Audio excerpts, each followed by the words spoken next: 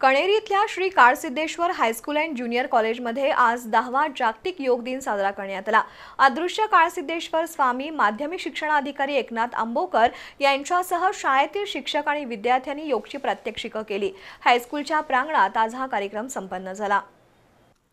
योग दिनानिमित्त कणेरी इथल्या ब्रह्मनील काळसिद्धेश्वर महाराजांच्या प्रतिमेचं पूजन सिद्धगिरी मठाचे मठाधिपती अदृश्य काळसिद्धेश्वर स्वामीजी यांच्या हस्ते करण्यात आलं। जिल्हा परिषद प्राथमिक विभागाचे शिक्षण अधिकारी एकनाथ आंबोकर यांच्या हस्ते श्रीफळ वाढून जागतिक योग दिनाचा शुभारंभ करण्यात आला। यावेळी श्रद्धेय स्वामीजी शंकारूढ स्वामीजी प्रमोद देशमुख यांची प्रमुख उपस्थिती होती। आध्यात्मिक, शारीरिक आणि मानसिक संतुलन राखण्यासाठी योगा एक उत्तम मार्ग आहे।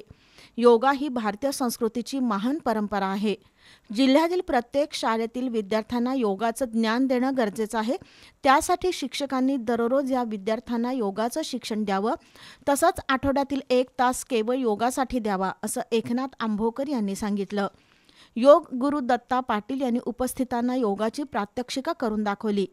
अदृश्य काळसिद्धेश्वर स्वामी शंकरारूढ स्वामी यांच्यासह संस्थेचे पदाधिकारी, सिद्धगिरी हॉस्पिटलचे डॉक्टर्स, सिद्धगिरी कृषी विज्ञान केंद्रातील अधिकारी, शिक्षक, विद्यार्थी आणि गुरुकुलच्या विद्यार्थ्यांनी योगाची प्रात्यक्षिका केली।